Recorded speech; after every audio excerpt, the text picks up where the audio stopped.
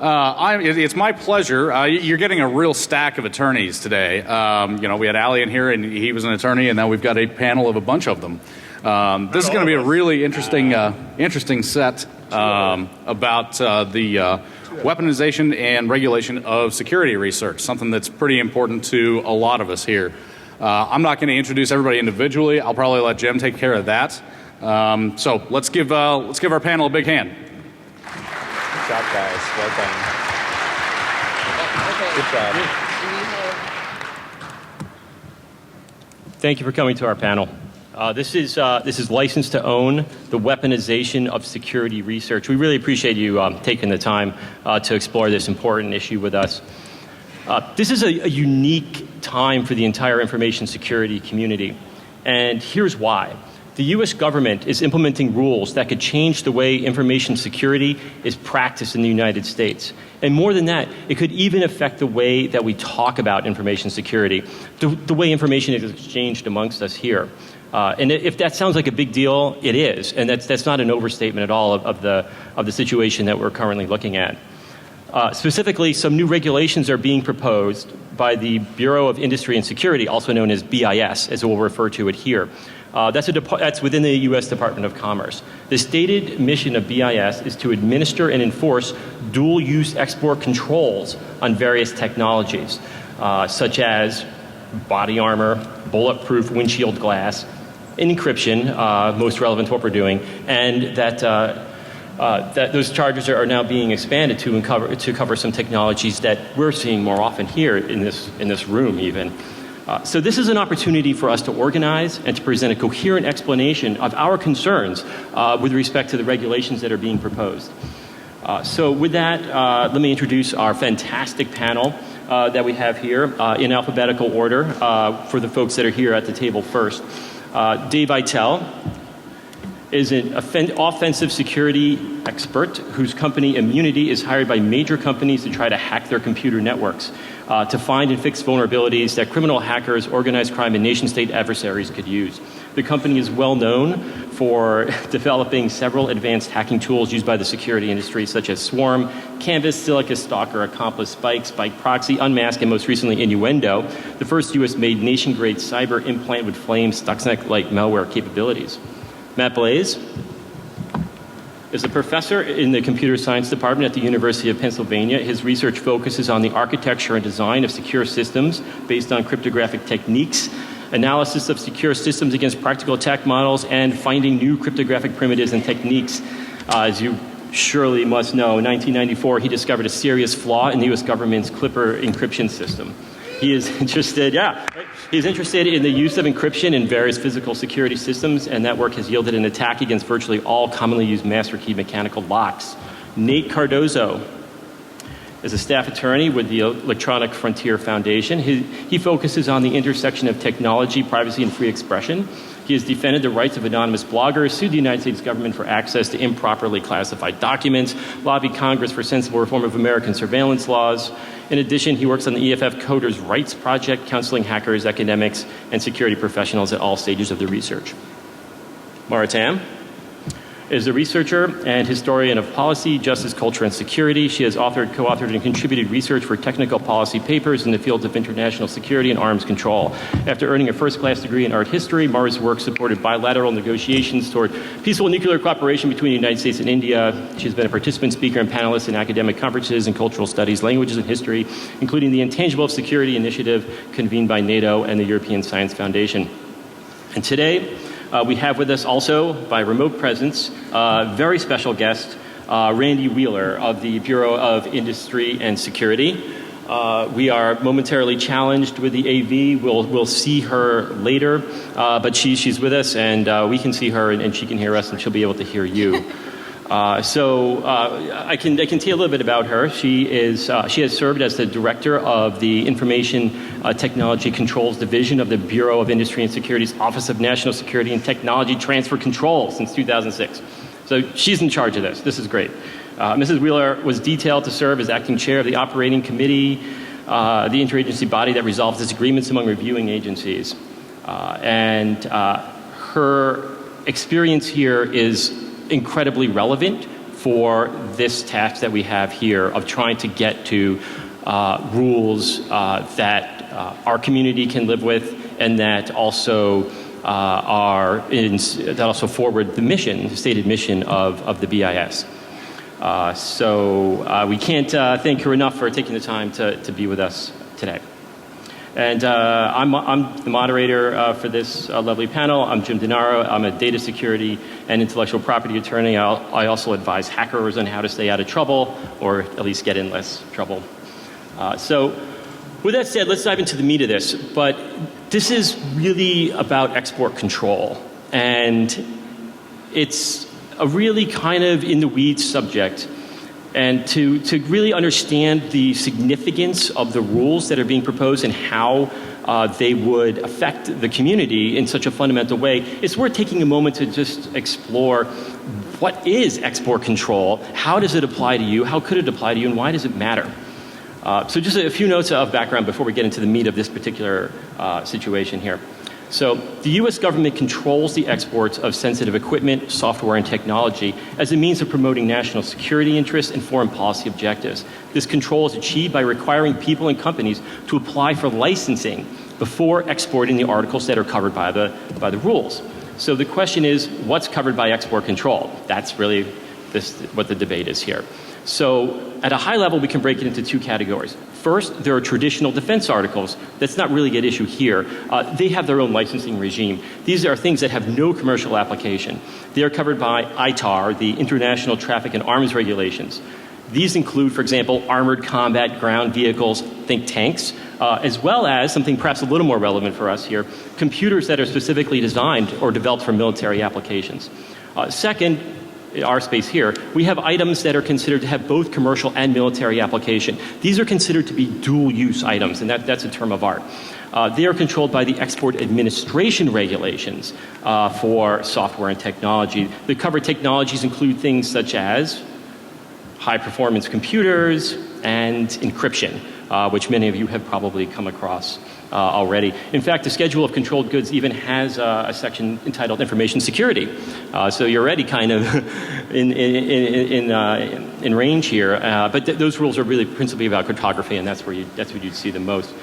So for these dual-use licenses, the U.S. Department of Commerce receives somewhere between 12,000 to 14,000 applications a year for this type of export activity. And compliance matters. For these dual-use export control violations, criminal penalties can reach a maximum of $500,000 per violation, and an individual person can get up to 10 years imprisonment. Dual-use violations can also be the subject of civil fines of up to $12,000 per violation, as well as denial of export privileges. And in some cases, both civil and criminal cases can be brought. So the stakes are fairly high at this point. But so far, in the world we've been living in, nobody in the community has been concerned that exploits or 0 days or even things like the hacking team system were the subject of much export control, if any at all. So there was no concern there. But that's changing. That brings us today, and what you may have heard of as the Wassenaar Arrangement. The Wassenaar Arrangement is a group of 41 countries that have agreed to control certain dual-use items. The U.S. participates in this group, and the list of controlled goods is updated every year. So here's where it gets interesting. In 2013, the Wassenaar Arrangement agreed to add certain things to the list. And this is the text of the Wassenaar Arrangement. I wouldn't expect you to read this now, and it's too small anyway, but the key here, the key bit of language is that intrusion software will be regulated as a dual-use item. And as you can, I'm sure already 1,000 questions occur to you. What even is intrusion software? How would you do this? And so on. So that's really, that's the item here that we're interested in. So the U.S. has committed to implementing the Wassenaar Arrangement agreement at the national level here in the United States. So rules will have to be written and enforced here for all of us in the United States that regulate this. And on May 20th, 2015, the BIS published its proposed rules for implementing this Wassenaar Arrangement locally. And most notably, and a particular concern to those in the information security and research community. These rules seem to go beyond the bare requirements of this relatively simple-looking statement here, and that's been a cause of much concern that we'll be addressing in particular here. So comments were taken on the proposed rules, and in light of those comments, some things are happening, and we'll hear about what the response to those comments has been. So that's just a broad outline of what it is that we're talking about and why we're here today and why it matters. So here's the plan, what we're going to do going forward on the panel. Each panelist here comes at the issues from a somewhat different perspective and has some brief opening remarks. So we're going to hear those remarks by various of the panelists, and then we'll dive into some more questions, and hopefully things will get pretty engaging. So with that, Mara is going to kick it off. Yay. So are you running the slides? Or? Let me give you We are so good at this. Yeah, technology. Woo.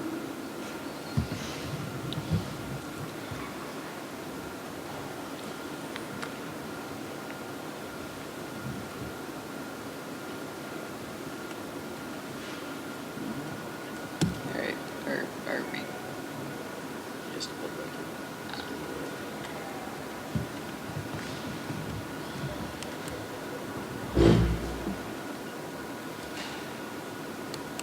All right. Hey.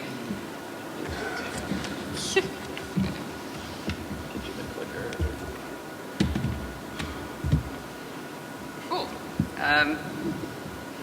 Right, so this is going to be a really quick and dirty introduction to dual-use export controls. What are they for? Basically to avoid this. Dual-use export controls are controls designed to monitor and regulate the ecosystems around weapons of mass destruction, or at least that's where we get our modern export control regimes from. Here's some of the stuff that export control is meant to regulate. We have weapons of mass casualty, nuclear, explosive and incendiary, weapons of mass disruption, which probably doesn't mean what you think it means. Disruption actually means something a lot worse than sort of the Uber definition. Hey, a puppy. So the core logic of export control is non-proliferation. It is controlling the spread of dangerous technologies, and this is done through a couple of mechanisms. One of them is through controlling the transfer of knowledge, which is deemed export. This is obviously going to be of concern to a lot of people in this room. And then there's the transfer of stuff, or required stuff. And this is where we get a bit into dual use. So is this thing required for this other thing to be made? And the way that we target this is through identifying choke point technologies. You want to find something where if you control it, you can control further progress in the development cycle. And these are really difficult to identify because they can't be ubiquitous. They have to be rare and or conspicuous because you need to be able to control every iteration of it or close to it. So you can see why for intrusion and surveillance software, that principle sort of falls apart immediately. Command and delivery platforms they are too ubiquitous, that doesn't work. So here's a short history of the sort of dual use arrangements that we have to work with and the international agreements for export control that have happened sort of in the modern era. We started off with the OEEC, which this was an offshoot of the Marshall Plan, and they turned into the OECD, and their counterpart is the Council for Mutual Economic Assistance, the CMEA, which we, because we are adults, decided to call COMECON. So arms exports to COMECON were controlled under COCOM, and these are the original COCOM countries. So this is what we had from about just after the Second World War until the mid-90s. And the successor to COCOM is the Wassenaar Arrangement, which sort of mashes together COMECON and OECD in this sort of lovely mix, and this is what we're stuck with now. And these are all of the US task force agencies tasked with export control reform. Like all great bureaucratic disasters, this one was inherited from the Cold War. And this is one of the issues that we have right now, is that there are just so many people involved in this process that getting good regulation is really hard. So the question I want to leave you with is, why is a bug like a bomb? What is it about intrusion in surveillance software and possibly exploits that lends them or does not lend them to regulation under a dual use export control regime? And Okay, with that, we'll switch to Randy Wheeler. So let's see how we're going to make this work.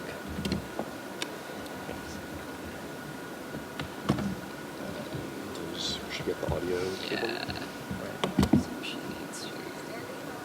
So do you want, if we put the mic, all right, oh, you can just share the whole screen. That's perfect. That's awesome. That's awesome. That's great. yeah.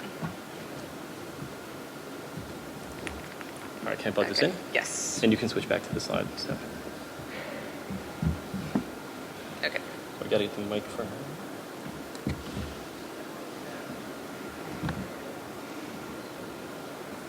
Okay.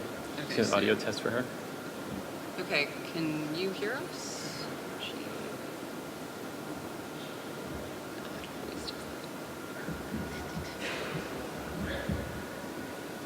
All right. Can we can't hear her. What if we take this out? Can you hear it? Can we hear it now? We just put the mic on this. Randy, can you hear us? I swear I just put the mic on this.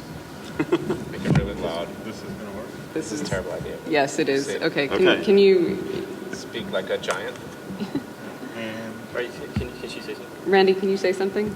Yes, I can say something. Yeah. Can you hear this? Yay, okay. your Can dog everybody shouting. hear me? Why is my The dog is up? showing. Why is my dog up? Why is this? She does not look like a dog. She is a human being. On I the can hear lots internet, of no one people. knows. Okay, why is this?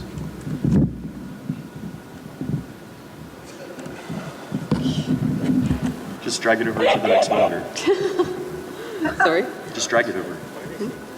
It's showing up on the Wait, what? Just drag Randy over to the screen. There you Oh, go. hey. Look, it's Randy. Why? All right. Okay, so, So then how do we full screen it?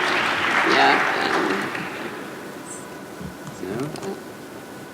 Yay! Hey! Okay. What just happened? We finally got you on screen. Me personally or the slides? You personally. You yourself. Oh my goodness.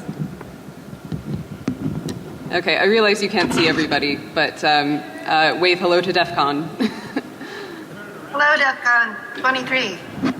No, let's don't turn it around. Don't turn it around. That's a bad idea. Okay. Okay. I can't see her. Okay, yeah, we. Okay, so we're saying hi to her. So Yeah. she can, okay, so. My mic's there. Oops. Okay, so due to some unexpected technical issue, we cannot see Randy and her slides at the same time. So now that we've all had a chance to, or at least, you've had a chance to say hi to her anyway, we're going to have to switch over to her slides. So you'll hear her, but not see her. Do you want to hear her slides?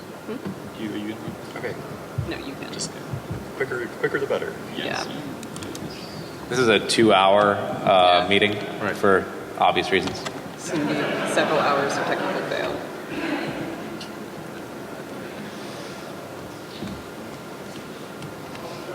Okay. All set? Yep, we've got your slides up. Okay. Well, thank you very much for inviting me to participate in this panel. I really appreciate the opportunity to address the folks at DEF CON. And I'm going to give a very, very brief overview of the proposed controls on intrusion software items and IP network surveillance systems in the export administration regulations that Nate mentioned earlier. Next slide. Yep. So Oops, my next slide isn't working here.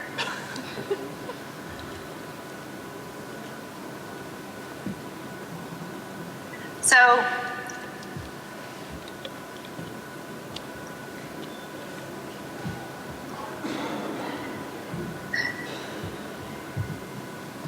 as Nate had mentioned, in the Export Administration regulations, we have controls, national security controls on computers, telecommunications, and information security.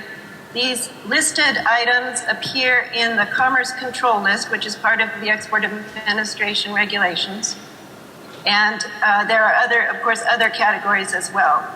The Category 4, 5 Part 1, and 5 Part 2 controls are the responsibility of my division, the Information Technology Controls Division. We process approximately 2,500 export license applications and also 2,000 commodity classification requests per year. To date, most of our work has been in the encryption area in the Category 5 Part 2, partly because over the past several years, as everybody knows, everything has encryption in it, and so items that would have been in the Category 4, Category 5 Part 1 have moved over into the encryption control section. Within each category, there are entries, as I think Nate also mentioned, for commodities, test equipment, software, and technology. The Information Technology Controls Division comprises 9 licensing officers, including myself, and we have 3 electronics engineers on the staff and 6 export policy analysts.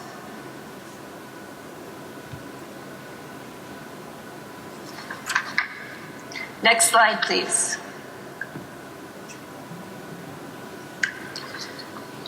The new control list entries that are the subject of the proposed rule are 3 related list entries in Category 4.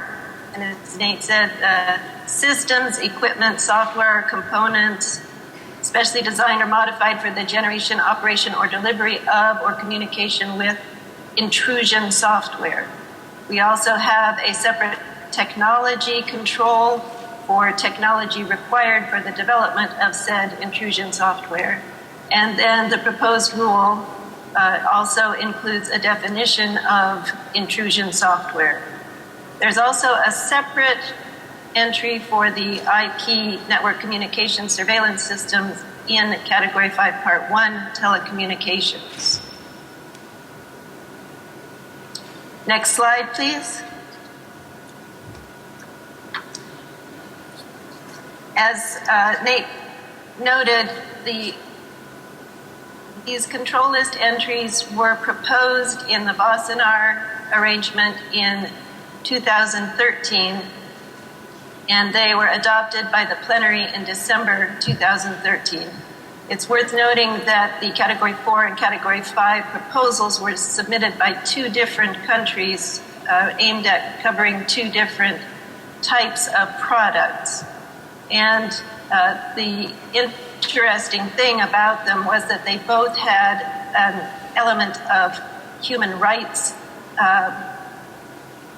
in the purpose of the control. The Category 4 controls were aimed at offensive systems that were being sold not on the commercial market, but directly to governments of potentially repressive regimes to be used against their citizens. And the same element was present in the proposal for the Category 5 Part 1 monitoring surveillance systems. Once the Wassenaar arrangement agrees to a new control list entry, it is added to the multilateral Wassenaar control list. And then it's up to each member country to implement the control in its own list pursuant to its own statutory and regulatory authorities. In the United States, the dual-use list for national security products is implemented in the Commerce Control List. So the process is to draft a rule and to issue the rule, usually as a final rule, usually in the May or June timeframe in the year following the adoption on the Wassenaar list. Between December 2013 and May 2015, there was a great deal of interagency discussion on how to implement these new control list entries. In the export administration regulations, we have a reason for control or several reasons for control for the same item. We need to determine the licensing policy, license exceptions that may apply. And in this case, we needed to consider that there was overlap with existing encryption controls. As I mentioned earlier, a lot of products have moved over into Category 5 Part 2 over the past years because they have added encryption. In this case, we already had controls on penetration testing products that included encryption and at times cryptanalytic functionality, and had been licensing them under Category 5 Part 2. So part of the question was, what do we do with those products? Do we change the treatment of them? And in the proposed rule, there is a much tighter restriction on the export of all products that could be described under the new control list entries, including the penetration testing products. We published the proposed rule in May 2015 with a request for public comments. And boy, did we receive comments. We had received almost 300 comments, totaling some almost 1,000 pages. Many of them are very thoughtful. Before the comment period was over, we received many requests to meet with various groups and sets of industry coalitions and so forth. We were very, very grateful that there was such interest in talking to us and explaining the issues that the proposed rule raises. There are three areas that the comments have raised. The first was the U.S. implementation in the proposed rule, and as I mentioned, the restrictive license requirements and the no availability of license exceptions, which places an export license requirement on all destinations except Canada, and all government and non-government end users, and would require an export license for intra-company and internal use in companies for technology and software, and it would also impose a license requirement on deemed exports. As Nate mentioned very briefly, the release of technology or source code to a foreign national in the United States is considered to be an export to the home country of the foreign national. And we do receive a fairly large number of deemed export license applications each year by companies who want to release controlled technology to employees who are not U.S. nationals. And these deemed export license requirements would apply to the new control list entries without any exception. The proposed rule also set forth a very restrictive licensing policy with approval only to 4 countries and case by case to all other destinations. In addition to the national security reason for control, it imposed a regional stability reason for control, which is very restrictive, and it set forth the licensing policy under the regional stability provisions of the regulations. Finally, the proposed rule set forth a denial policy for products with 0-day or rootkit functionality. Now, these terms did not appear in the Wassenaar text. This is in addition on a licensing policy basis in the proposed rule. Second, and we were expecting the comments on the restrictive proposed implementation. but we also received a very large set of comments on the text of the Boston control list entries as well. In particular, the definition of intrusion software raises many questions and issues, and the other panelists will address some of those. And there are many concerns about the scope of the control on technology for development of the intrusion software as defined. Finally, there were other issues raised even beyond the Boston text that are very important to consider. The likelihood that the imposition of these controls would achieve the purpose of addressing human rights, and the likelihood that they would even cause more harm to security research generally. In addition, there are a number of comments that noted that the restriction on sharing of technology on cybersecurity research appears to be at cross purposes with other government initiatives, including pending legislation to encourage the sharing of such information. I forgot to tell you to change the slide, I'm sorry. So we're now at the very last slide that says next steps. The next steps in the regulatory process, we're in the process of reviewing the comments.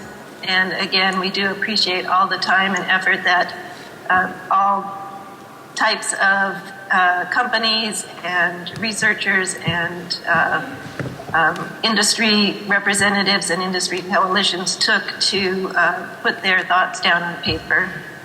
We are planning to discuss the comments, the issues raised in the comments in a series of technical advisory committee meetings in the rest of the calendar year. And although Mara mentioned that there are so many government agencies involved in export control, we found that in this process there were a number of government agencies who are with expertise in the cybersecurity area who were not involved in the development of the rule, and we hope to have them participate with us in the open discussions with the constituencies who are interested in the issue in the open meetings in the technical advisory committees for the rest of the calendar year.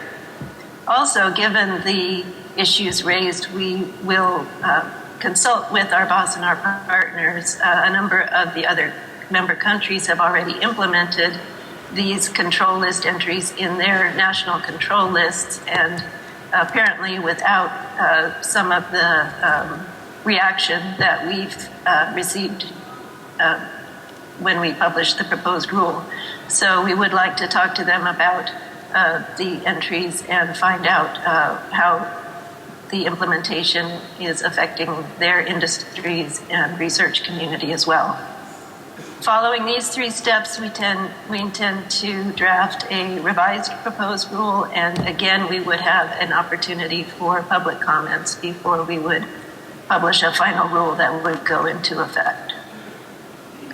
And with that, again, thank you for inviting me to participate, and I look forward to hearing the other panel members' presentations.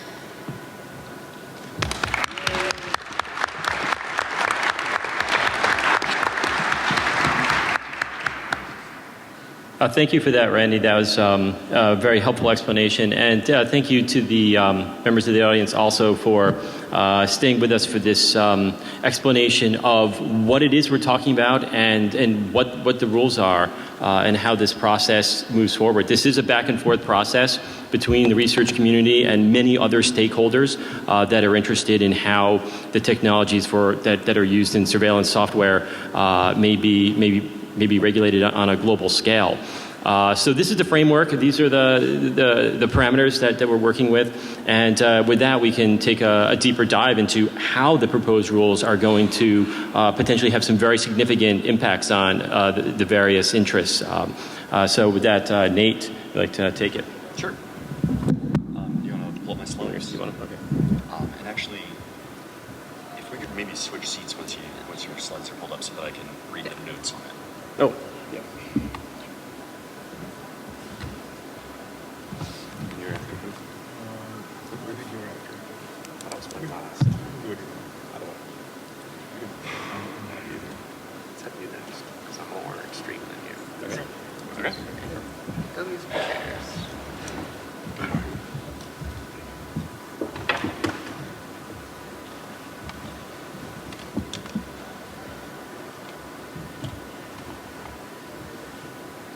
Is there a presentation mode?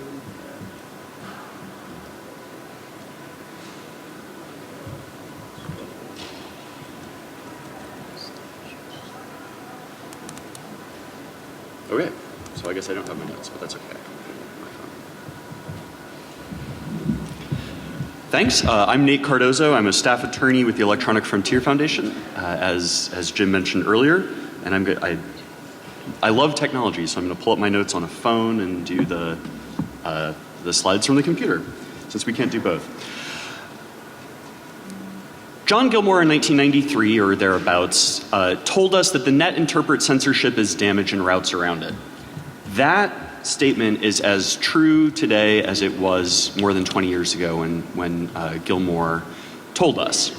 And in fact, it is far more true today than it was then. Back in the 90s, the export of, and this is a gross oversimplification, the export of cryptography was controlled under ITAR, under the United States Munitions List, as a weapon. So this slide could not be exported from the United States. Nowadays, we're left with the Wassenaar Arrangement. EFF sued on behalf of Dan Bernstein in the 90s. We won. We got a ruling that said code is speech, and cryptography was moved out of ITAR and into the EAR, the Export Administration Regulations. Now, of course, we're dealing with Wassenaar. Why? This is the problem that Wassenaar was designed to solve, right? That's an Enigma machine. Enigma was actually designed to protect German banking. It was a commercial encryption device that was, of course, repurposed during the war to at least at first, great effect. This is also the problem that Wassenaar was designed to solve. Not really, of course. You know, the MakerBot is not controlled under Wassenaar. But guns are, right? Not guns per se, but nerve gas precursors, etc. But what about information? How do you control the export of information? And I would propose to you that it's not going to work any better this time than it did the last time. Because we have things like this, right? I can export information very, very easily. But what do we do, right? There is an actual problem here, and it's a significant one. What do we do about things like this? FinFisher, hacking team. These are pieces of software that I really don't want in the hands of repressive regimes around the world. What do we do about it? As Randy said, one of the things about the way that export controls work, especially in the United States, and the way that the proposed rule that we're talking about today works, is that it controls exports, period, to anyone. You know, talking to your coworker who's not a U.S. person, that's controlled. It doesn't matter whether you're selling FinFisher to the government of Ethiopia or selling Metasploit to a pen tester in Chile. Those are both controlled. One of those uses I'm just fine with. The other one I'm not so happy about. But there are already tools available. And I would suggest that going to an end use or an end user control is a lot better, right? This is an actual Cisco slide talking about how Cisco is going to help the Chinese government build the Golden Firewall to combat Falun Gong, evil religion, and other hostilities. This kind of thing is what we should be worried about. We should be worried about our technology companies building the tools of human rights abuse. The Wassenaar Arrangement is intended to control things like this, but it ends up sweeping way too much in. because it doesn't take an end user control. Here's another thing that I'm worried about. This is, of course, a hacking team email talking about sales to the government of Ethiopia. I, at the Electronic Frontier Foundation, am representing an Ethiopian American suing the government of Ethiopia, not for hacking team, but for Finn Fisher, for wiretapping his Skype calls. So I would propose to you that there are other tools besides a blanket export control regime that are better suited to holding companies responsible for doing things like building the Great Firewall of China and the specific Falun Gong evil religion plugin that Cisco built, or Finn Fisher selling to the government of Ethiopia with full knowledge that it was being used against journalists, activists, dissidents, and the diaspora. So that's where I come from, and I'll turn it over to who goes next? Matt? So I go next? Dave. All right, I'll go next. You can just hand me the clicker if you want. So I'm just going to start off real quick with, I guess, a re-bio in case you forgot who I am and why I'm here talking to you guys. And the reason for that is that, my first employer out of, during college, in fact, was the National Security Agency. And I've since started Immunity, which is a company many of you guys know of only because we have a free debugger, which is surprising to me, but that shows how awesome my marketing skills are. I also have a mailing list called Daily Dave, which is discussing a lot of this Vasanar, I can't pronounce it properly, activity. And we became very concerned when we first saw it coming down the pike. In particular because we sell to the general public 3 or 4 major tools. We have Canvas, which competes with Metasploit Pro and Core Impact. And I assume many of you have used one of these tools to do operational penetration testing, which is something that is required by PCI, required by HIPAA, required by almost everything that is security related. Of course, we also sell Silica, which does wireless penetration testing, which qualifies as a crypto analytic tool under the BIS regulations. We also have a conference called Infiltrate, which focuses on offensive and attack technologies and offers people a way to be very honest about what it is we do. And so, my whole life has been spent building command and delivery platforms, essentially, and that's the exact sort of behavior that some people find uncomfortable, but which is in fact a necessary part of our existence in order to understand and secure ourselves. And it's been said that Prezi won't come up on his laptop, but it's also been said that defense is the child of offense. And so for those of us in this room who work on offensive things, I think we can all spend 1 hour of our time to reply to the simple to use website, and it surprised me more than anybody that BIS has an amazingly easy to use website for submitting your comments. You can read the regulation in about 15 minutes. You'll never understand it, so don't even try. But you can read it, and then you can write comments on it that say how it would affect your daily life, and it'll take you about an hour. You can do it during Simpsons reruns or something, so you can make it funny. Just don't include curse words or anything crazy. And I think the next round for comments should not be 1,000 pages. I think it should be 100,000 pages. I think that Randy would very much enjoy having everyone at this conference. Everyone here is impacted by this rule in a major way. That's the only reason I'm involved, because we pay our lawyers a lot of money to keep us out of trouble, but no one in this room wants to pay these lawyers all that money. They do, obviously, the lawyers in this room. I'm not a lawyer, but the lawyers would enjoy that. And I don't think you should have to. And I think it's a uniquely un-American thing to control the export of information, which, in a sense, the human voice is the original export technology for information. And I think we should try to keep that voice free from any kind of overbearing regulation as a matter of course. We almost have Prezi. That's amazing. I can go on for hours. We can just Can I have the little clicky thing? Thank you. You're still not up on that. I'm not up on the screen yet, but we're close. We're close. Oh, there it is. Can we make it full screen? That'd be amazing. There you go. Boom. All right.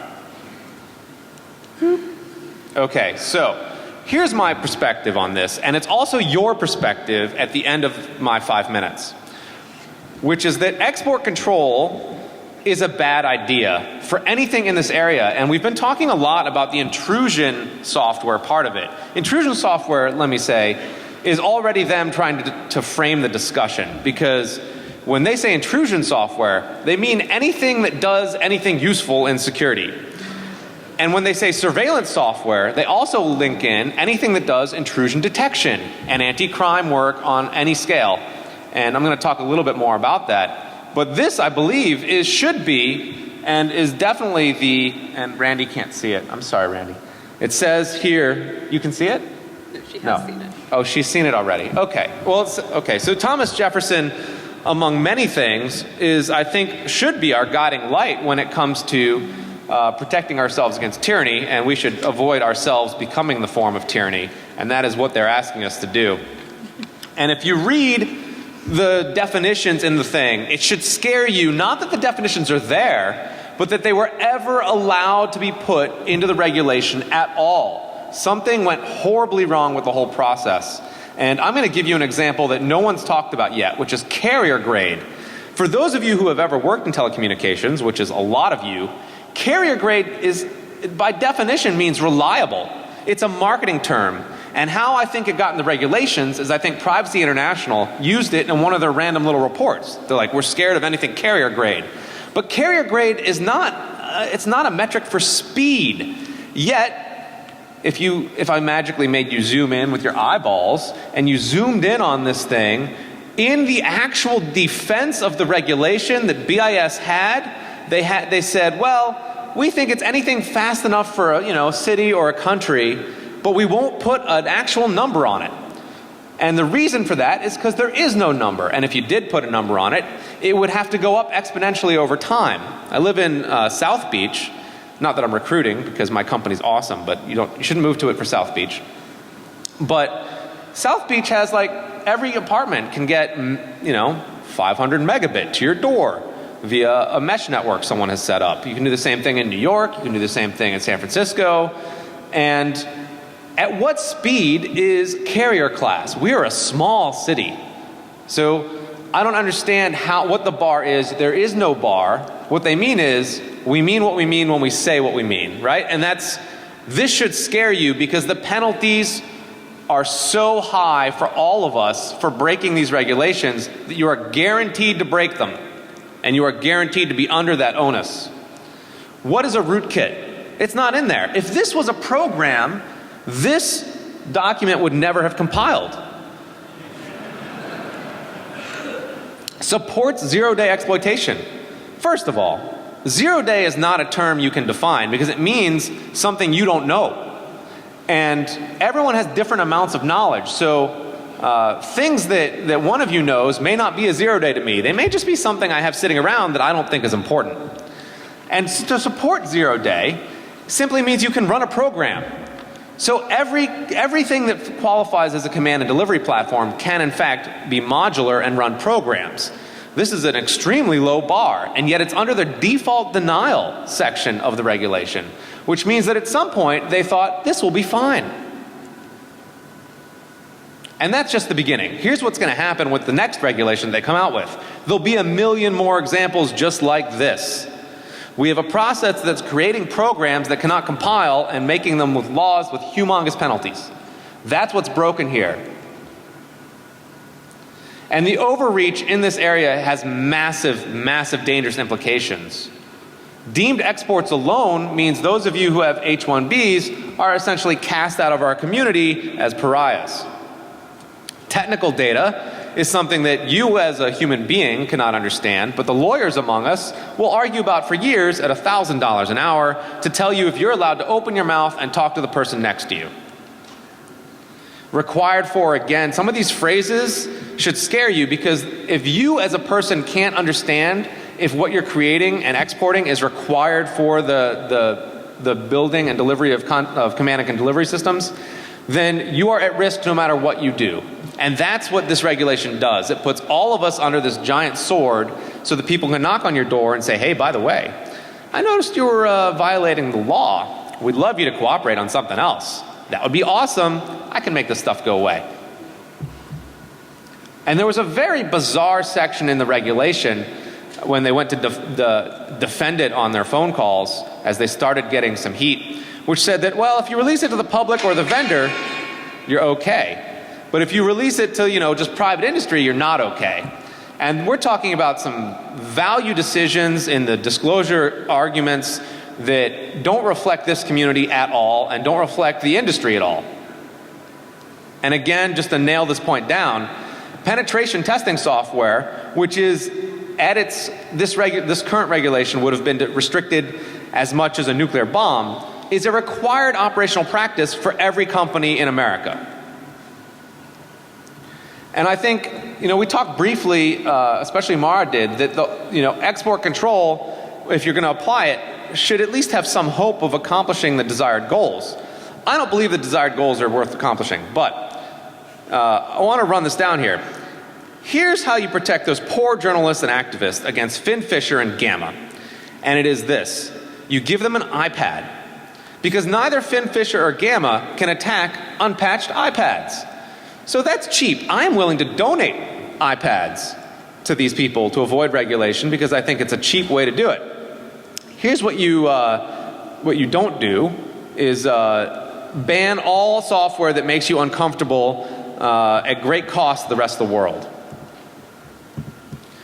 And I think we should talk a little bit about licensing because even permissive licensing kills sales and retards innovation.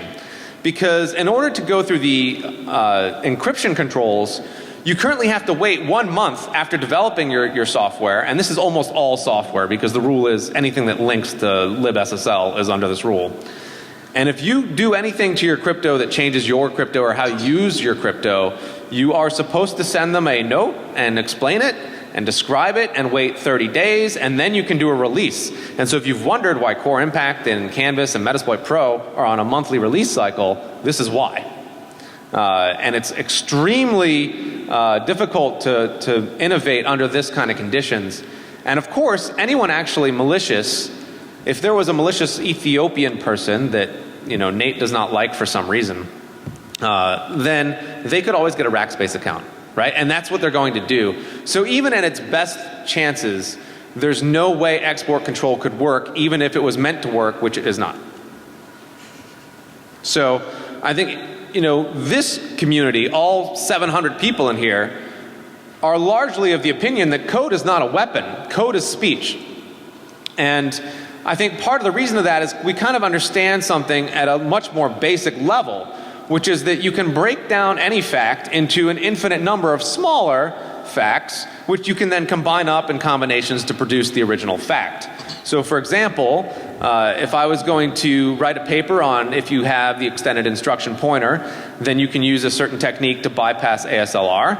And then I would write a separate paper on here's how I would get EIP using Adobe Reader and a particular technique. And if I combine those things up, those are controllable. But if I don't, they're not controllable. And I think that's the key problem with regulation in any space where we're trying to regulate speech in this way. Of course, the irony of this is that when you see people who are privacy activists espousing these kinds of controls, they're not looking forward to the obvious next step, which is that to enforce them, you need a global surveillance network, which is a horrible thing to have to put into their hats. So in summary, their idea is bad and they should feel bad. And in the end, what's going to happen if this stuff goes through as is or even close to as is that all of you are going to feel bad. So I'm hoping everyone takes that hour to comment on the next one and we can further influence it by means of killing it. And that's what I've got. And hopefully everyone now agrees with me and we can all go.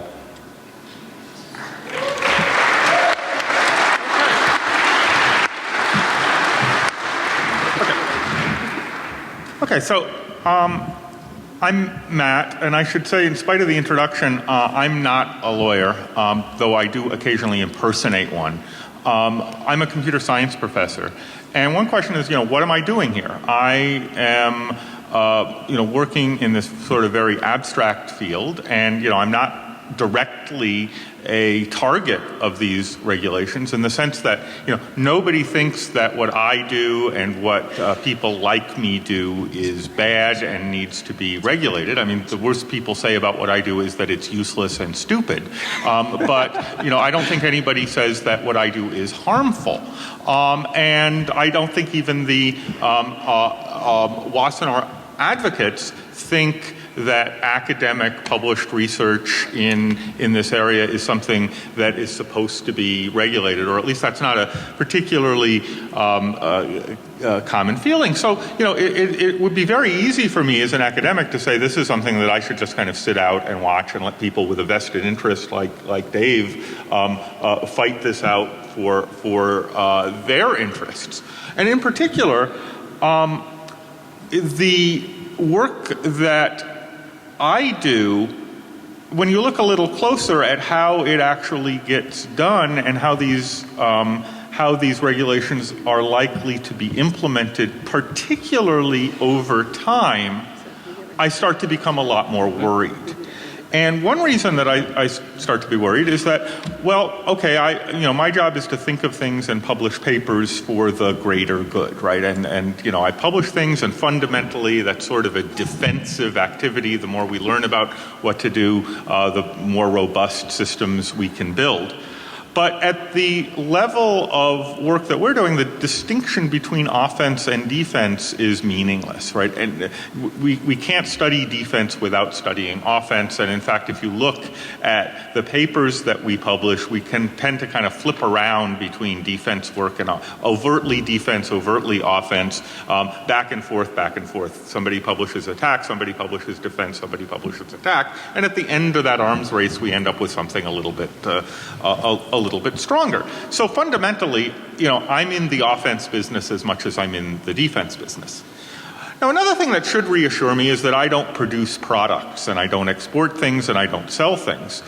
But, it's true that, fundamentally what we're doing is not producing in the academic and research world, we're not producing code that we're selling to people or code that we're incorporating into attack products.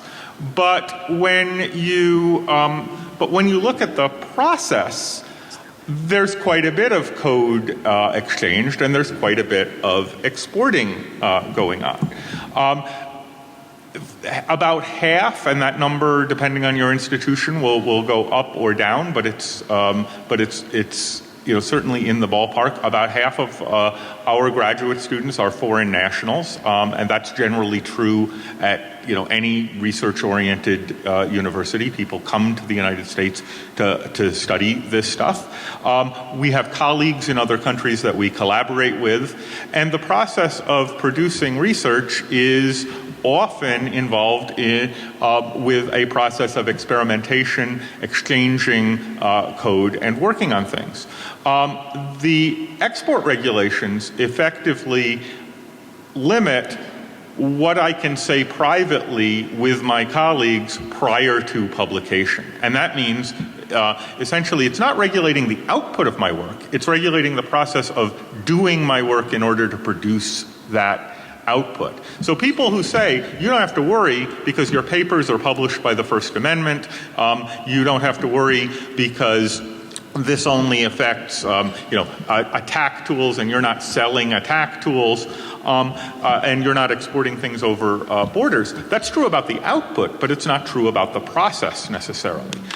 So even though there are many reassuring reasons to think that this is work that shouldn't, that I and people like me shouldn't worry about, when we drill down to the actual process, this is something that me and all of my colleagues have to be worried about every day. Now, I'm lucky that I work for a big fancy pants institution that can afford lawyers. Fortunately, at my institution, the lawyers that we employ generally see as their job finding ways for me to do my work instead of finding ways to stop me from doing work. And as soon as I talk to them about export rules, that flips. The answer tends to be, oh, you're taking some risk here. Oh, you need to worry about that. Oh, we better go and get a license to do this before you do that. And fortunately, I have the support where they'll help me with this. But these are extremely difficult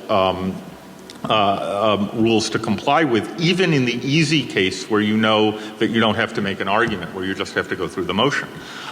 Many people who are doing, research of the, at the same caliber or higher than people like me at universities aren't affiliated with universities and don't have that kind of institutional support. So for me, with institutional support, it's hard. For somebody without institutional support, it becomes kind of a death knell. Now, the last thing that I worry about is, as a veteran of Crypto War I in the 1990s, that was before we knew to number the crypto wars, the primary thing we were talking about was export law. Cryptography was covered under ITAR, and the lever that the government had to regulate cryptography was not that there were rules about using cryptography domestically, but that there were rules about using cryptography internationally. And that was what we were talking about in the first crypto wars. So now we won that, and now they've largely deregulated most consumer grade and research grade crypto. But what that illustrates to me is the way that regulations that are intended to accomplish one set of policy goals here when they're implemented, in the future can be used to accomplish other policy goals that weren't even on the table or being considered by the people proposing them. And I worry here that, today we look at this and we say, well, nobody's meaning to regulate academic inquiry into computer security. That may not be true, 10 years from now under the, Trump administration, or what have you. And, these rules may change in the regulatory tone may change later. So, this is something that I find worth engaging in, and I think, you need to consider whether it's something that you need to engage in as well. So, thanks.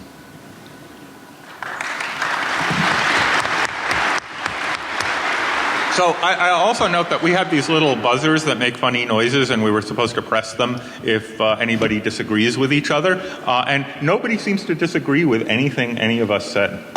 So. Well, I disagree that we won the crypto war. I think we actually lost. And so two of you have said we won, but when you sell software anywhere in the country out externally, because every piece of software uses crypto in some way, you are under some very strict regulatory frameworks. And as much as you're going to get a license, the fact is your sales process is going to be pretty messed up. You are sending away to the government a list of all of your customers, which some of you may feel uncomfortable with. And there's many other regulatory issues with even understanding. These are not simple. These are some of the most complex, convoluted laws on the planet that you as a simple researcher are now being required to understand, or else be under severe penalty. The same thing's true with crypto. I think we actually lost. So that's my personal opinion. So let me jump in on something Dave just said. The rules are very difficult to understand, and I'm a lawyer, so I'm going to look at this through a U.S. constitutional law perspective. And this is again going to be a gross oversimplification. In constitutional law here in the U.S., we have a doctrine called void for vagueness. If a criminal law is vague enough that an average person of ordinary intelligence can't tell whether their conduct would be criminalized or not, that law fails constitutional scrutiny. We've seen that it's most common in hate speech or incitement contexts, but it works here too, right? If an ordinary person of average intelligence reads the Wassenaar control lists and can't understand them, then the implementation of those control lists would be a denial of due process and unconstitutional. Yeah, and that actually gets to one of the sort of core issues about export control, which is, like I said earlier, you can't control something if it is, you can't choose a choke point technology if it is ubiquitous. So when something is omnipresent, like encryption, like these command and delivery platforms, you run into the same problem. You don't know, and therefore the control fails. I think, it's telling that, in fact, BIS has on their website web applications that run you through an expert system to determine if certain phrases apply to you, such as required for or is needed by. Like, there's little phrases in the regulation that you cannot understand. Only the expert system can understand. And I think they're meant to help you, but they demonstrate that the design of the arguments is already vague. And if you talk to your local export control individual, which unfortunately Immunity gets the privilege of doing a lot, they will tell you as well that even the lawyers under BIS don't really have a clear understanding of it, that they can explain to you, for example, what software is meant to be controlled and what's not, because these issues are so complex. And they rarely go to court. It's been really rare to see the crypto stuff result in a penalty against a company. But that's not as important as whether or not it's used as a hammer in general, which I think should scare you more. Right, so at this point, it's pretty well established that the rules are intended to prevent the availability of surveillance software to repressive regimes. But there are questions about whether or not these rules are effective in doing that, and whether they would also sweep in lots of legitimate software at the same time, if we can use that term. I'd like to give Randy an opportunity to respond to that and sort of give some more context into how the rules are being tailored to cover just what the original intent was. Well, thank you. I think that the comments are right on point, that the Wassenaar control list attempts to describe particular products, particular functionalities, and the intent was to narrowly define what was going to be controlled, but in fact what we have learned from the public comment process is that either the language is not well stated, so that reasonable people with potentially different vocabularies are reading the language differently, and as well a number of unknown or unexpected products or activities are being swept into the control, and that's what we want to address going forward. Is there a way to capture only the products that we're interested in capturing, and only licensing those exports that are of concern? Certainly from an administrative law perspective, and as a regulator, I think it is a poor use of government resources and a very poor use of company and industry and researcher resources to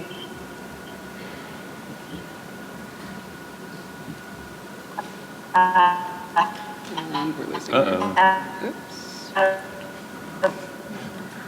We lost her. She's gone. No. Network resources, too.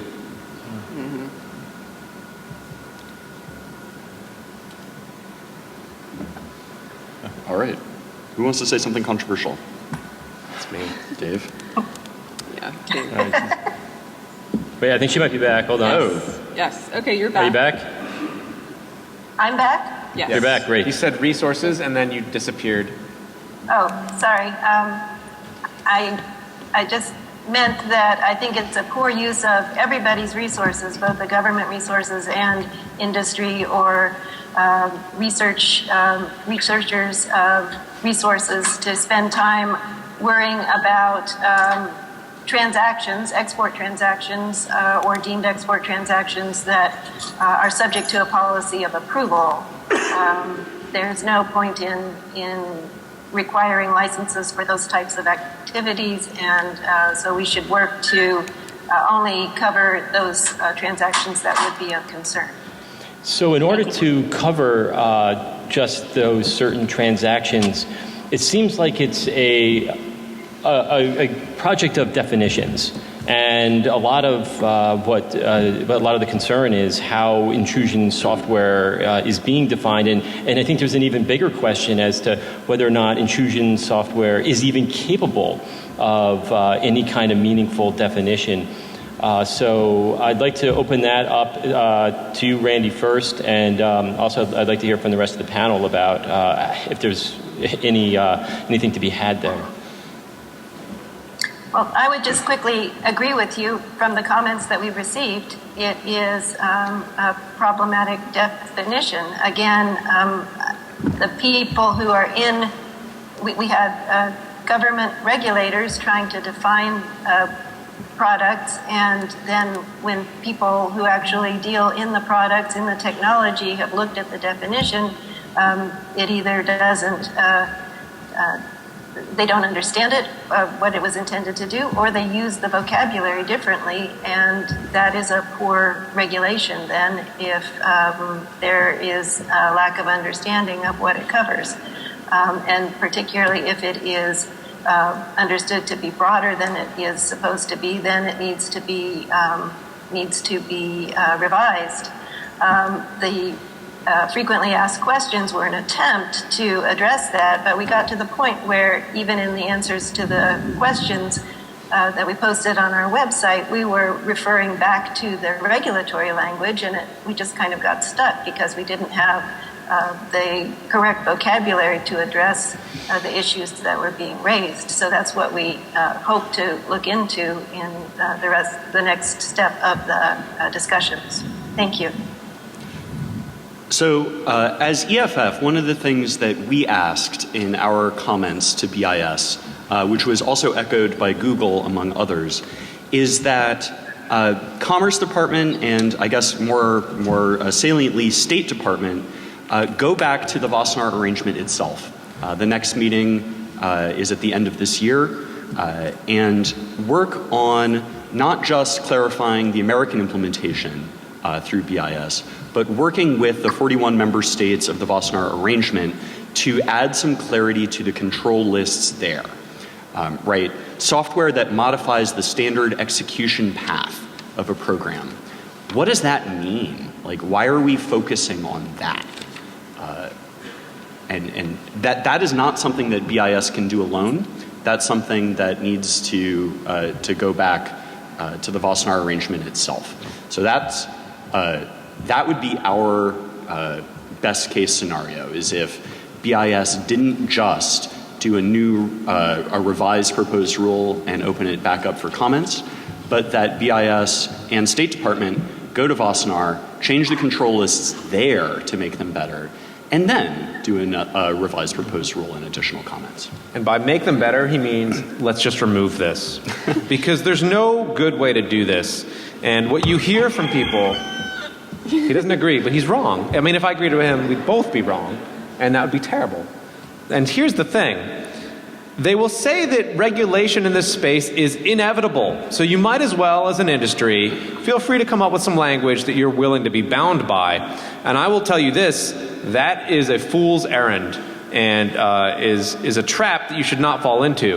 And I think even if you could describe all of today's software that you found abhorrent, the reality is you're also describing software that in the next generation is going to be required for normal operational business. Because this is a community that moves far faster than regulation, and always will and always should if we're going to survive. And I think that when they say, please describe us some language that works for us today, you should say, I need language that works for us forever, and it's not possible, and therefore we should not do it. Also worth noting that the confusion arising from the Wassenaar language is due in large part to the fact that Wassenaar was never designed for human rights purposes. I mean, this was the export control regime that Wassenaar inherited was all about controlling arms. And several advocacy groups, namely Privacy International and Cause, petitioned to get these Category 4 and 5 entries added, and they were successful. And one of the really irritating things about that is that they knew that Wassenaar was not fit for purpose. They knew that export control would not work for these items, but they persisted. And unfortunately, we're dealing with that right now. And, you know, good intentions and all of that, but this really was not the right way to go about it. From my perspective, it's not the software that's really a problem, right? What hacking team does, what Finfisher do, that's just, you know, it's a standard remote administration tool, right? That's, you can use, any of the remote administration tools would have worked just as well to spy on my client in the Ethiopia lawsuit. What we care about, what matters, isn't the tool itself. It's the service, support, and most importantly, training that comes along with it, right? Finfisher doesn't cost very much, but getting your intelligence agency all trained up to use it and then the ongoing support contract is what Gamma makes its money on. That's the problem, right? These tools are, it's not the tool. It's what goes, it's the infrastructure surrounding it. And the Wassenaar arrangement was sort of designed to take that into account, right? Intrusion software is not controlled under the Wassenaar arrangement.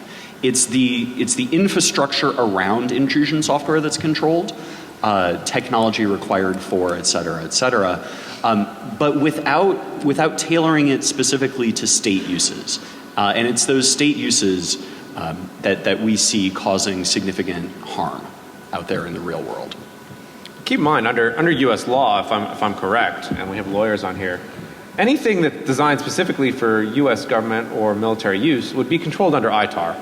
And the same, you know, this is something that no one mentioned, which is that actually Hacker Team was perfectly well regulated under Wassenaar, and they went to their local government and they said, can we have a license? And the government said, yes, you can, for anyone you want.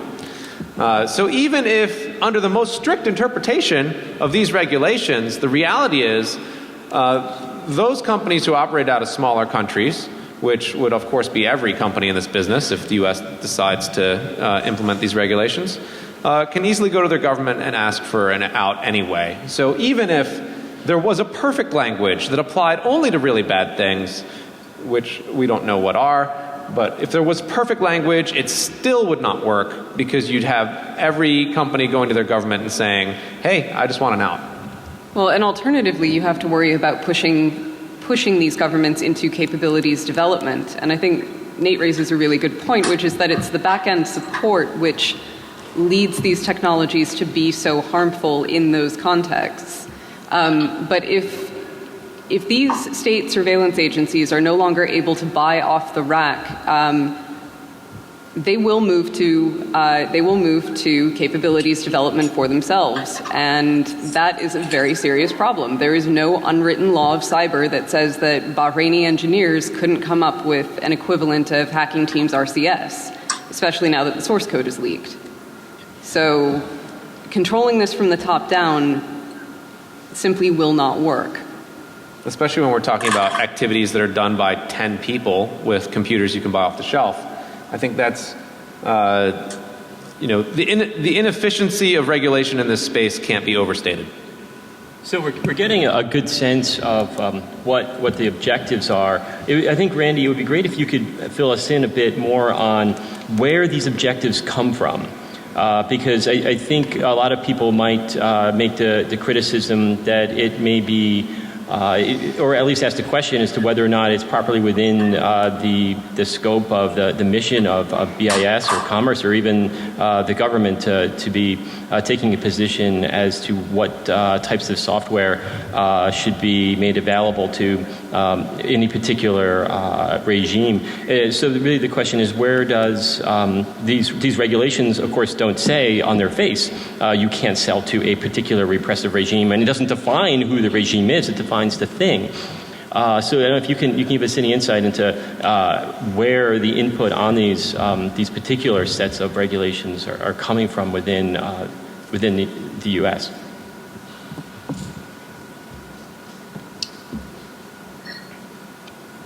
So there is an export control community involved with the Export Administration regulations prescribed by statute, essentially the State Department, Defense Department, and the Department of Commerce. And we all provide expert group members to attend the Wassenaar discussions.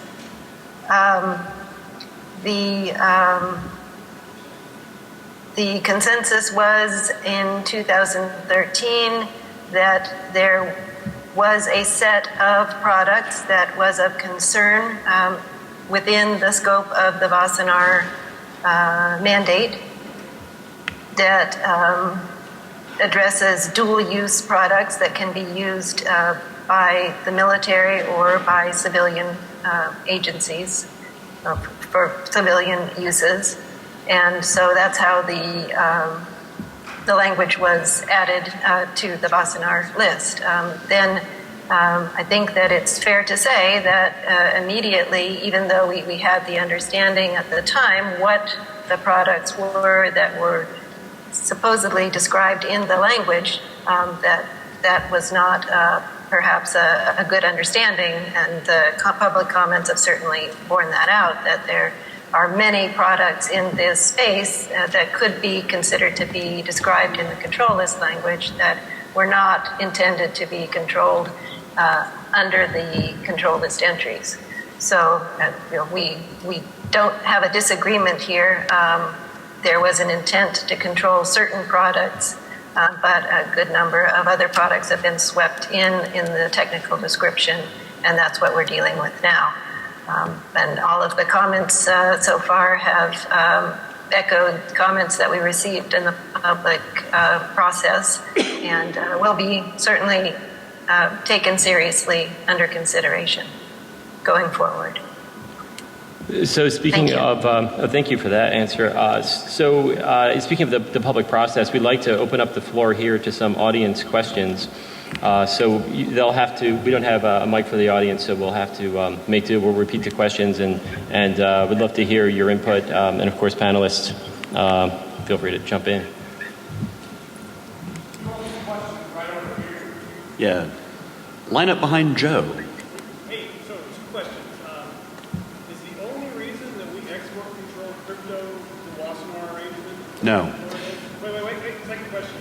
Is there any good reason to have export control of crypto at all? Considering especially what is done in this case by bringing things under that would normally be available. So the question was, is there any reason, or is the only reason we control crypto the Wassenaar arrangement? And then the second part of it is there any good reason to control the export of cryptanalysis? So the answer to the first question is no. We have controlled crypto since that's a pre-Wassenaar thing. That was crypto. Why do we, and then the second half of it is why do we still? So cryptography was controlled under COCOM, which was the predecessor to the Wassenaar arrangement.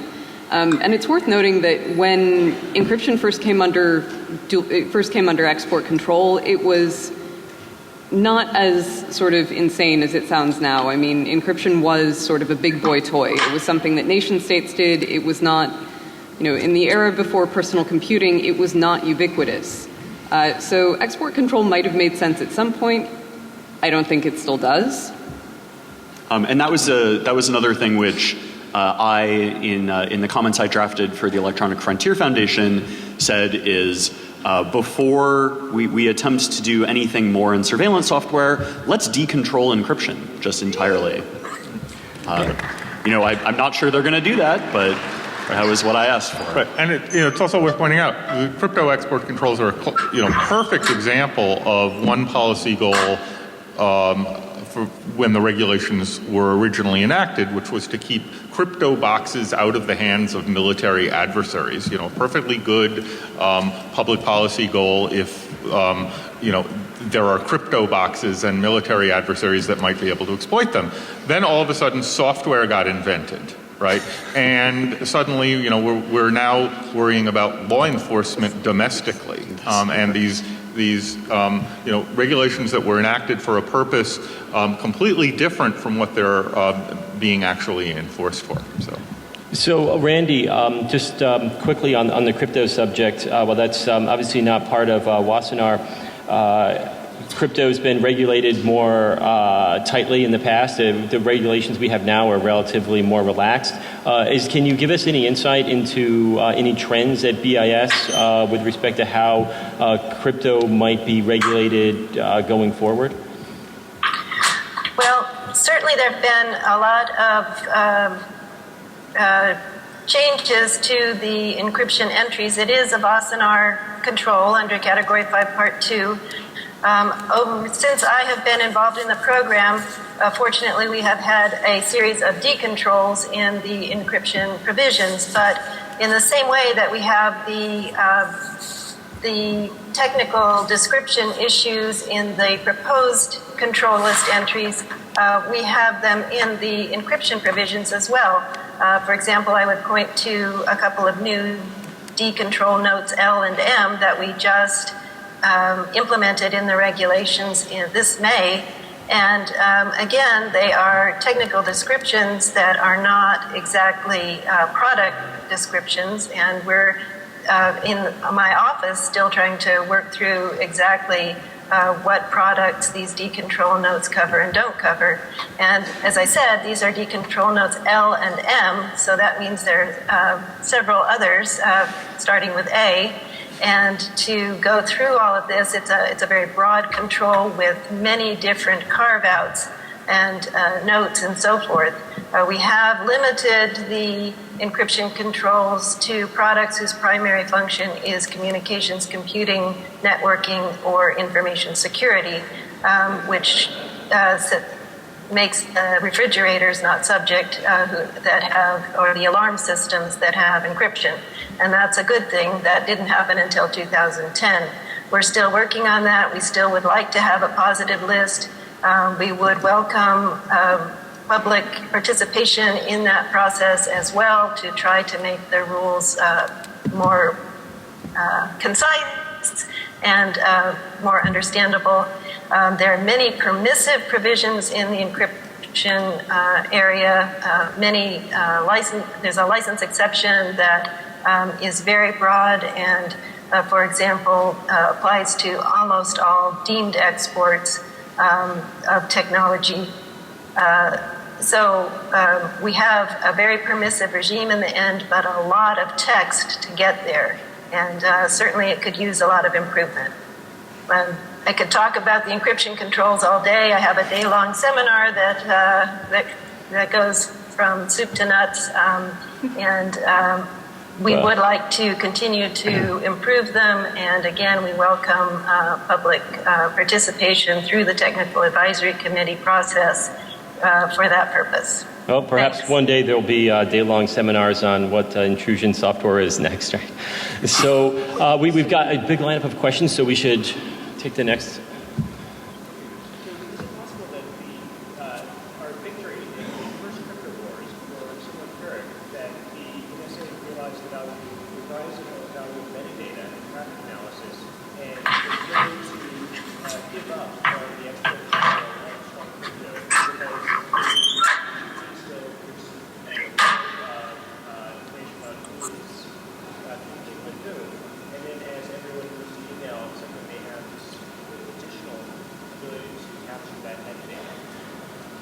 Repeat the question. Yeah, I think the question is, as technology has, I'm sorry if I'm paraphrasing, I didn't hear the whole thing. I think you're getting at, as technology has changed is and the use of technology has changed. Are the regulations still relevant, or are the regulations following the technology in an appropriate way? Well, I think he's almost saying as well that did we tell the NSA that metadata might be more important than data by allowing people to export crypto because PGP use is rare? Anyone using PGP therefore needs to be looked at. And when we deregulate a little bit, but not too much, it's not everywhere, it's not omnipresent. So you can do a sort and select on just people using crypto for targeting. That's a good question, and no one here has the answer. So that's not why crypto moved out of ITAR and into EAR. Crypto moved out of ITAR because we won our case for Dan Bernstein. Or he has the answer. We got the stronger crypto controls that resulted in export grade encryption back in the 90s. We got those controls deemed unconstitutional. So that's why the crypto controls are now slightly less. That was not. So the question is, was the value of metadata part of the reason that the national security establishment in the United States was okay with that? I think that they weren't quite thinking along those lines at that time. All right, next question, Colin.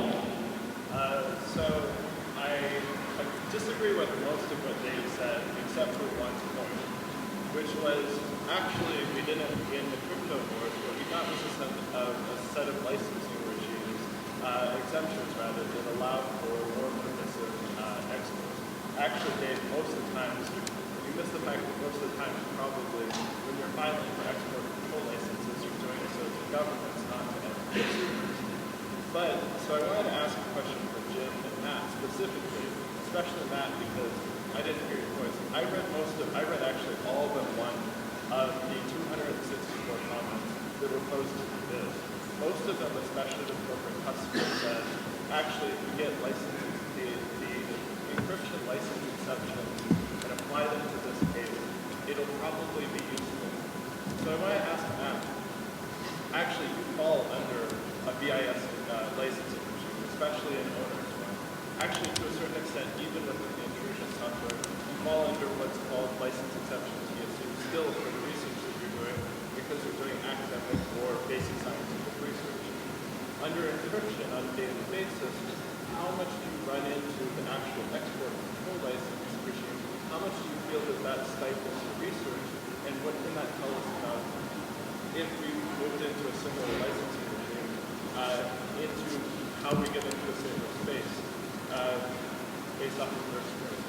And same applies for Jim as well, although Jim's going to have a lot more nightmare stories than he did right now. Someone has to repeat that question. So the basic question, let me just paraphrase into a couple words. How do the crypto regulations affect me, in my daily work? And the short answer is the crypto regulations probably don't hurt my daily work that much because I've already spent enormous investment in figuring out where those boundaries are, and I'm really and I'm comfortable with knowing at least where some of the bright lines are and how I can do my work without crossing them. When it comes to intrusion software, all of those lines are inherently a lot more blurry, and I think what it will mean is I spend a lot more time talking to our lawyers at my very generous university, and less time actually, doing my day job, which is filing grant applications. So for Randy, I think the question, I don't know if you heard all of that, but I think there's sort of a lingering question as to what kind of exceptions would there be for research use, perhaps, on intrusion software and those technologies required to build intrusion software? Well, we're starting at the point with everything being controlled under the proposed rule. The possibilities going forward are, from my point of view, endless. They could be certainly a broad license exception, There could be changes to the control list language, so it really depends on how the discussion proceeds over the next few months. Thank you. So I'll just add a quick coda to that, which is that, even academics occasionally end up finding themselves on the wrong end of export control investigations. And, it doesn't happen that often, but it does happen, and it often happens in very significant ways.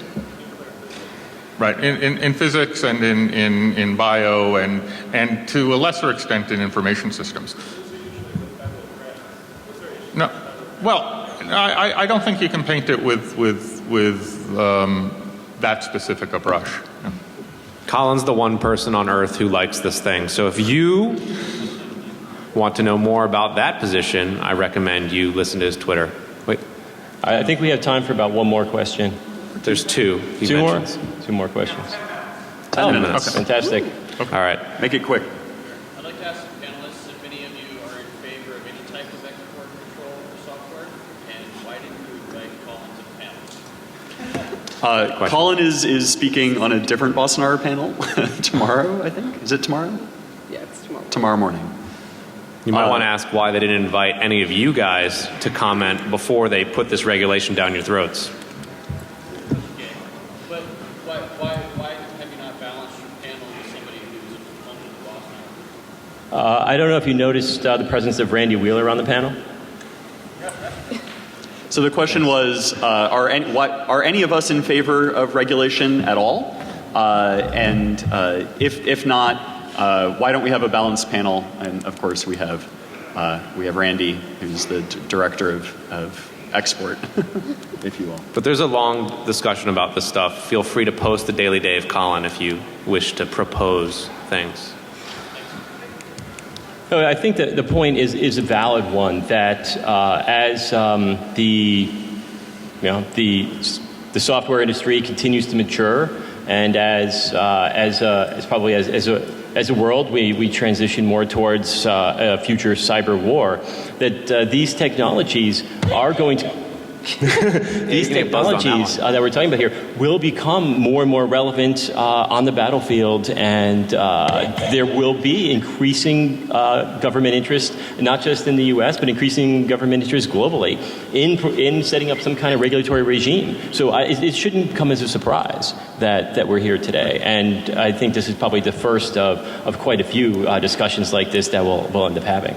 And, I'll say I'm not sure that I would make a broad statement saying that no, none of this should ever be regulated in any way. In fact, I can imagine all sorts of bad things that can be done with the kinds of software being discussed here that may well deserve regulation. What I'm concerned with is I don't know how to draft regulations without enormous collateral damage.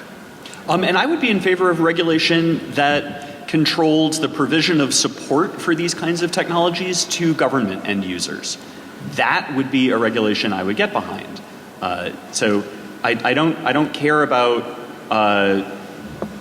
Metasploit, right? I don't care about a remote administration tool. What I care about is the provision of support to the domestic version of NSA all across the world.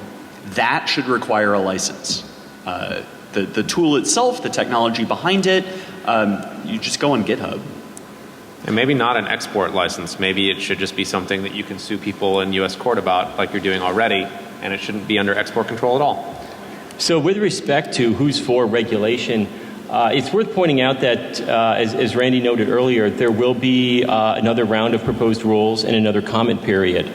And I know that the BIS is very interested in hearing comments from everybody who may be interested in submitting them. And as you know, she referenced the number of them earlier today. So I'd like to hear her advice on what kind of comments are most helpful to BIS in figuring out how to do this. But just with the comment with respect to who's for regulation, BIS is not in the business of making value judgments about whether or not certain things should be regulated or not. It's there to fulfill its mission and to do the best job it can. So comments in general that are directed to this is really horrible, go away, you're idiots, this is dumb. That kind of thing's not really going to be that helpful, obviously. So, I don't know, Raina, if you can provide something more helpful than that and to guiding us how to move forward with the comments.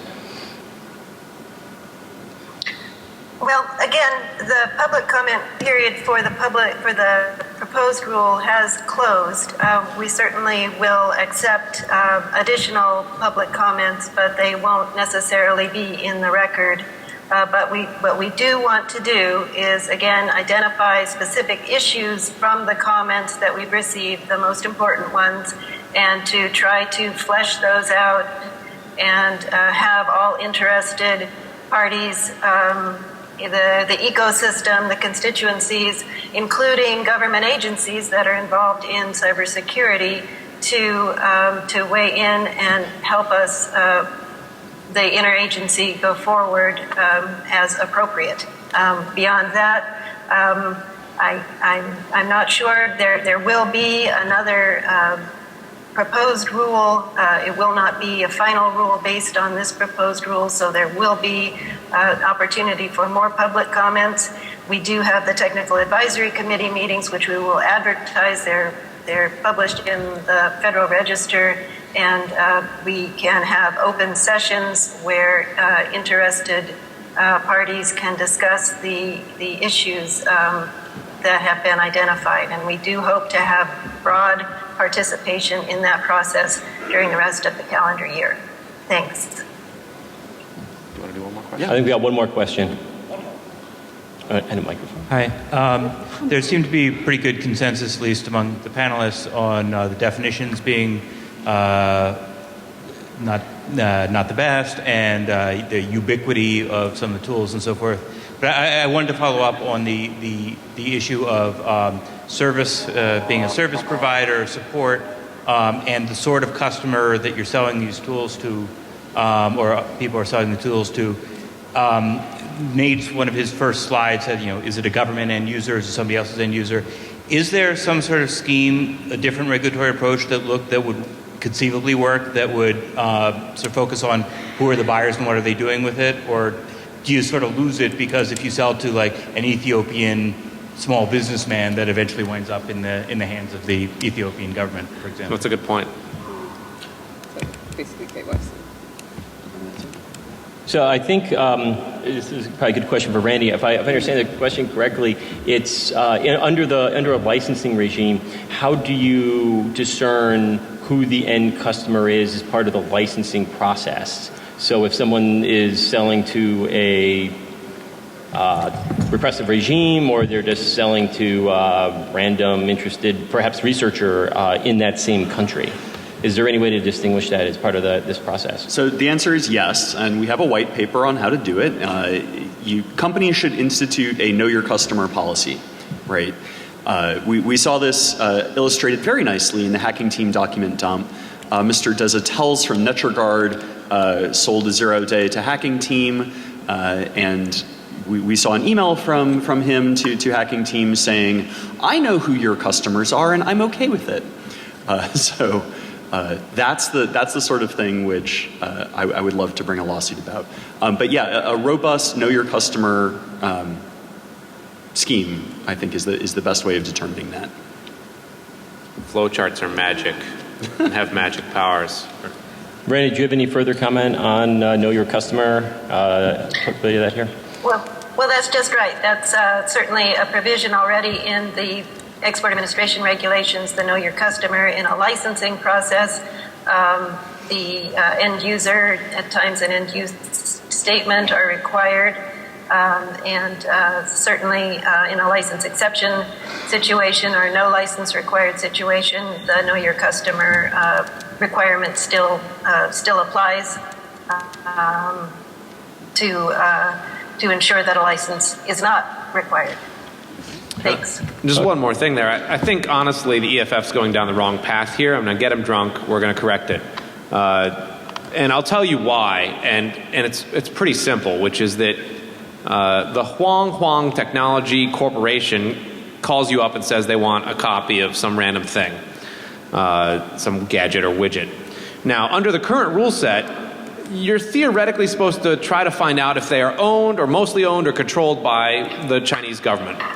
But in reality, no U.S. company can ever really know. There's no way to know. So even if you have perfect, and I think Immunity has perfect know your customer abilities, and you have a flowchart on your wall which explains it to your admin, because keep in mind, it's not a lawyer figuring this out.